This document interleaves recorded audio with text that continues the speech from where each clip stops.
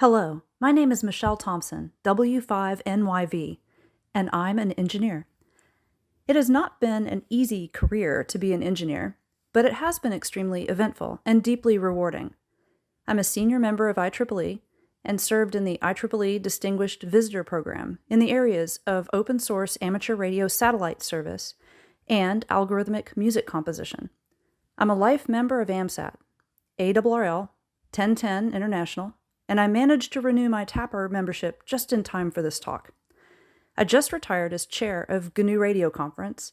I founded the San Diego chapter of IEEE Information Theory Society, serve as a telecommunications executive for a company providing rural broadband and voice telephony services in Mississippi, and am full of gratitude for my eternally supportive and completely understanding family in San Diego, California.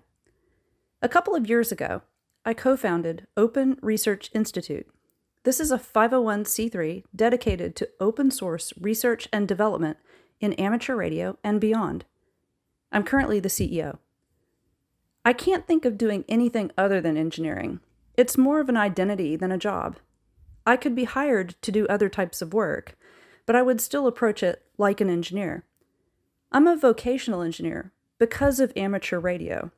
Without amateur radio growing up, without being allowed to play radio, I would not have found my calling.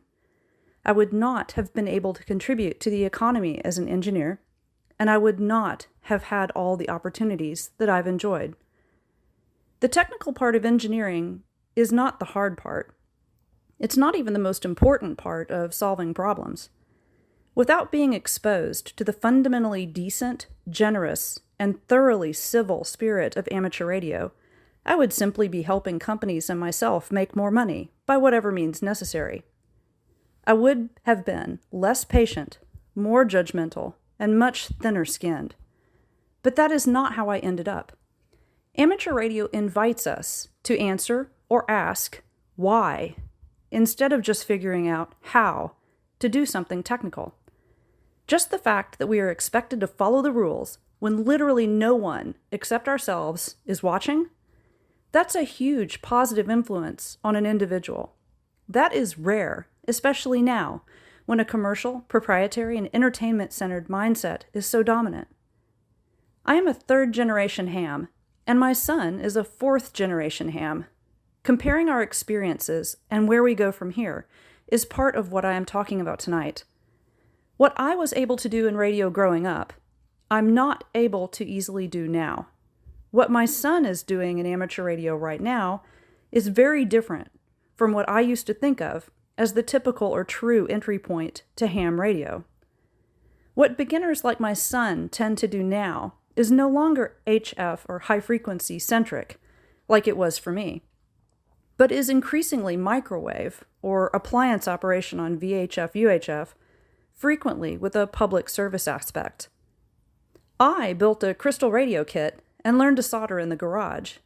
I got a code practice oscillator as a gift from my dad, and it meant the world to me.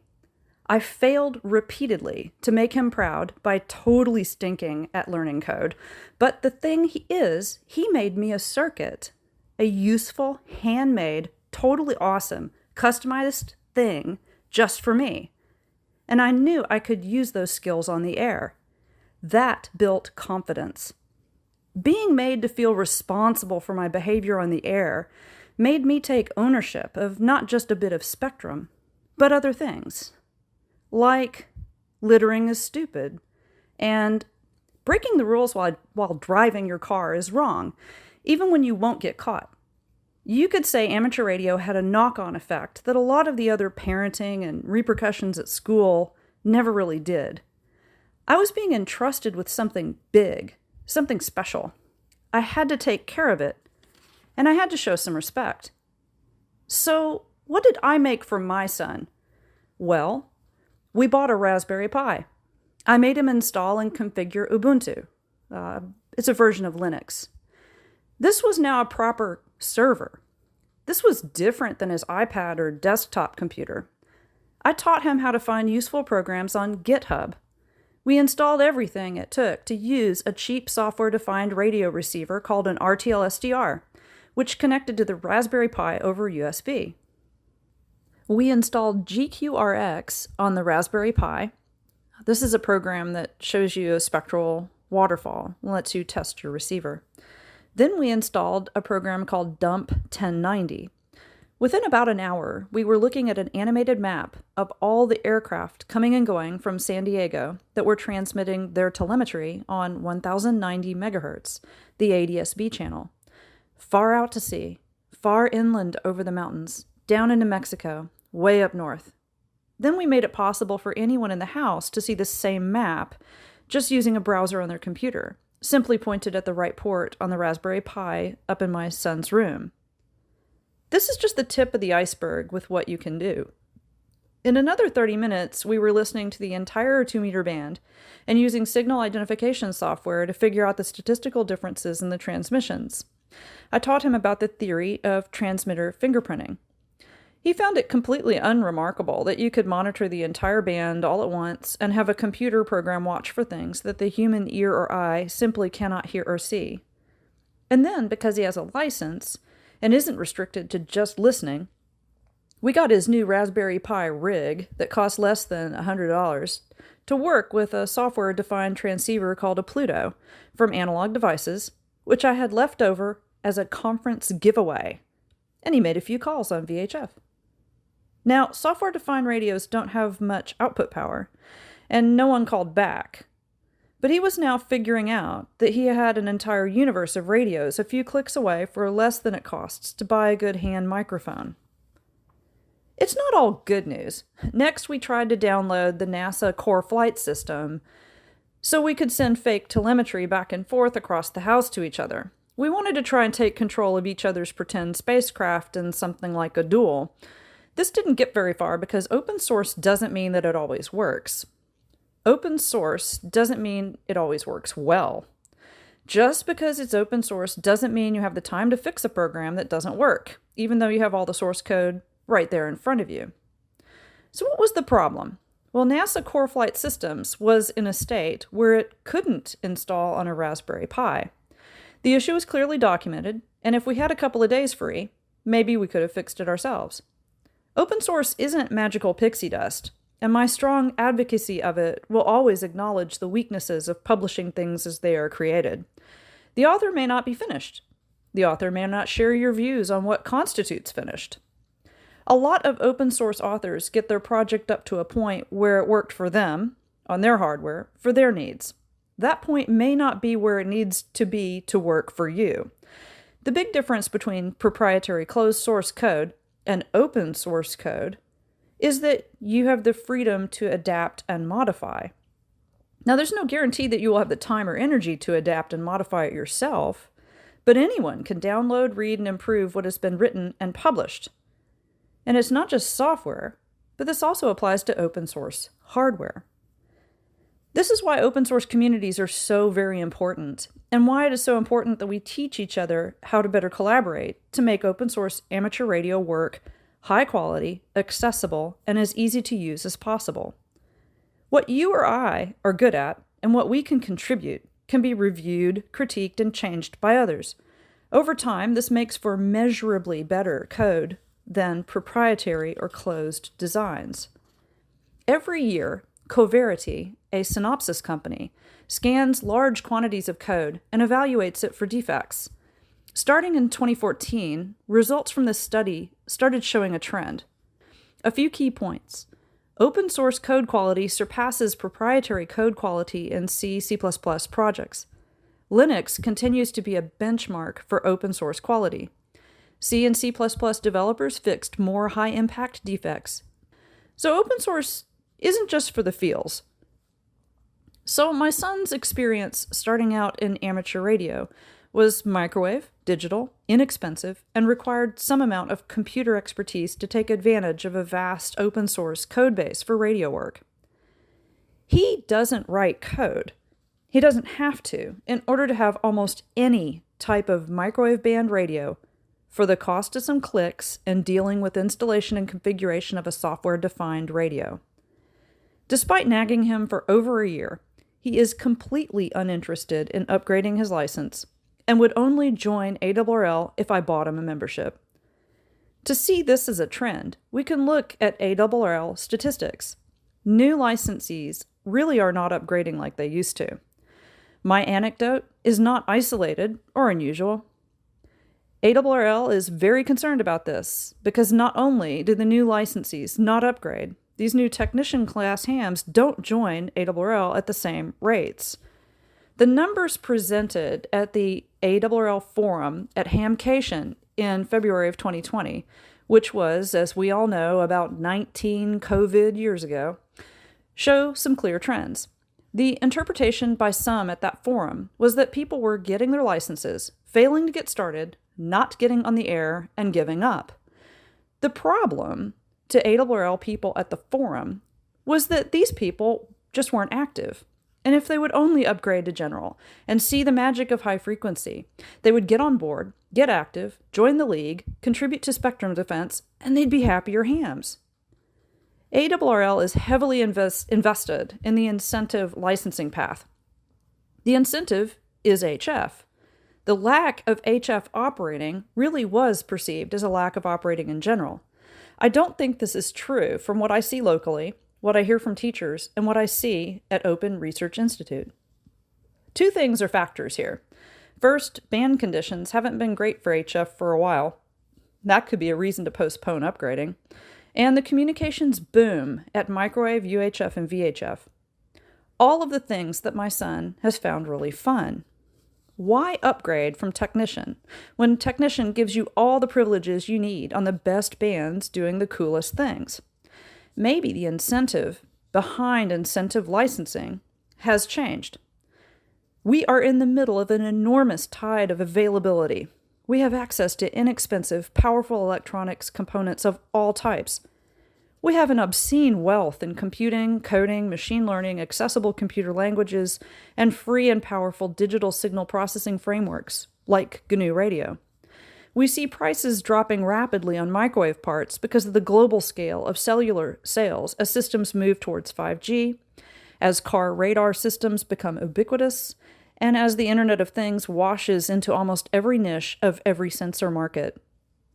Some of this will, of course, wash back out. Not every device needs to be connected. Things like medical wearables and energy harvesting have yet to hit a sweet spot. There are products and services that will fail. But the Internet of Things means that RF-enabled devices are ordered by the millions. We can clearly see the benefits in what we can buy from Adafruit, Mouser, Alibaba, Amazon, eBay, and DigiKey. Today, you can order an inexpensive 10 gigahertz Doppler radar system for a few dollars, and then use it for all sorts of really fun ranging communications and art. I have a pretty good LNA for $20, and I can get it in my mailbox tomorrow. I can order a pack of low-loss SMA cables, or the tools to make them, for less than I paid for a single SMA cable only a few years ago. I can have an entire open-source 122 gigahertz transceiver from VK3CV assembled for me and have it up and running in no time. I can put together a remote monitoring station for 10 gigahertz amateur microwave band with an RTL SDR, a Raspberry Pi, a satellite TV L&B, and use a Wi-Fi dongle as a backhaul. Or I can put a cellular module in if I want to make it really remote. I can take either one of these designs and make it better if I want, because everything that I need to recreate the hardware has been published. And that is absolutely key. Open source work where designs are freely shared is not only in the true amateur spirit for high-tech terrestrial amateur radio, but it is absolutely essential to the survival of the amateur radio satellite service moving forward. And I have some very, very good news here. I mentioned that I co-founded a nonprofit for open source R&D for amateur radio. We haven't just been publishing technical work for microwave broadband digital systems. We also took regulatory action concerning the International Traffic in Arms Regulation, known by the acronym ITAR. These regulations have been a huge impediment for amateur satellite work in the United States since the 1980s, because communication satellites are regulated under ITAR and also under EAR, the Export Administration Regulations. Fear, uncertainty, and doubt about the regulations, the severe penalties for getting them wrong, the costs of compliance, and the fact that there is no way, for example, for a volunteer AMSAT team to pre-certify as okay under ITAR, all of these things have created a situation where it's extremely difficult to get anything done. It's definitely not fun to be afraid that you're going to run afoul of ITAR while you are building something that you don't get a second chance to fix if something goes wrong after it's launched. On the 20th of February 2020, Open Research Institute filed a commodity jurisdiction request with the U.S. State Department, seeking to establish that key technologies for amateur radio are not subject to State Department jurisdiction. The title of the request was Information and Software for a Digital Microwave Broadband Communication System for Space and Terrestrial Amateur Radio Use. This was assigned the case number CJ3120. On the 11th of August, 2020, the case received a successful final determination. The technology is not subject to State Department jurisdiction. This is the best possible outcome of a CJ request. We made a case for open source amateur radio satellite service designs, both hardware and software, being free of ITAR, and the government agreed. The final determination letter, the commodity jurisdiction cover letter, and the application itself can be found at the link in the show notes. The summary of the commodity jurisdiction request will eventually be published by the State Department, and that link is also in the show notes. Under this determination, the technologies are subject to the EAR. The next step is to submit a classification request to the Commerce Department. Open Research Institute anticipates that the Commerce Department will find that these technologies are unrestricted under the carve-out for open source in the EAR. This step is underway. The step after that is an advisory opinion request. This request will ask that openly published work ceases to be subject to the EAR. This establishes a full chain of documentation for open source amateur radio satellite service work. The legal costs were reimbursed by ARDC, the Amateur Radio Digital Communications Foundation.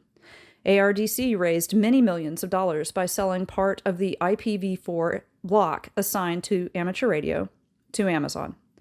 ARDC and Open Research Institute share a vision of clearly establishing open source as the best and safest way to accomplish technical volunteer work in amateur radio. This final determination letter provides solid support for that vision. The determination allows free and open international collaboration for amateur satellite work. The path is clear for so many wonderful projects facilitating new methods for terrestrial and satellite communications. So, we have a situation where microwave electronics are preeminent, powerful, and as inexpensive as they have ever been, and are a common entry point for new hams. We have a situation where the regulatory path for open source designs for terrestrial and space have been determined to be free of ITAR. What now? Well, how about some funding? I have some very good news here too.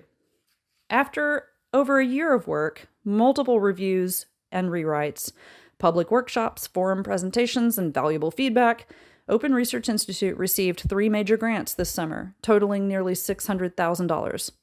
The grants were awarded in order to design and build a microwave digital multi-user broadband system for space and terrestrial use. We refer to this as a ground station project, but it does include a microwave band regenerative multiplexing transponder. That is the part that would go into space as a payload, or be placed as a central node for terrestrial deployment. We are actively working launch opportunities.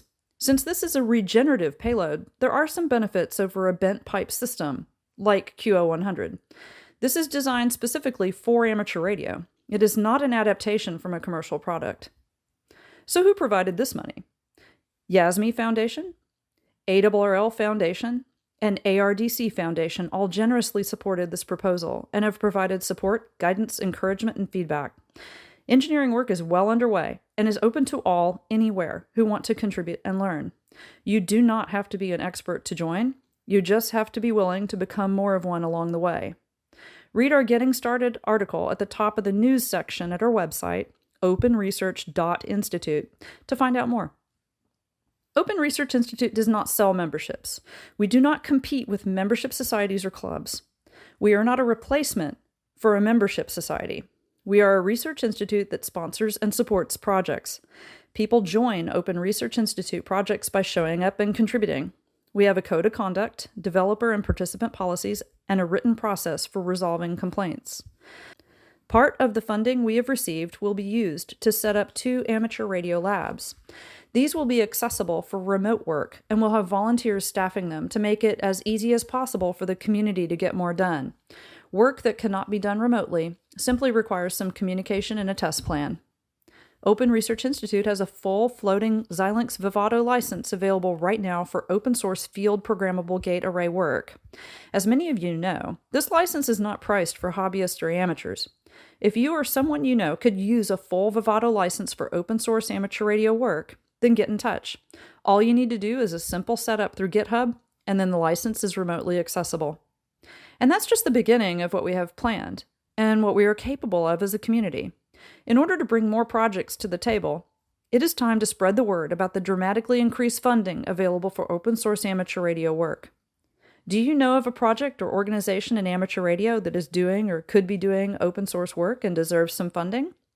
Do you have an idea that would help the hobby, but you haven't gotten around to doing anything about it because you'd need some test equipment?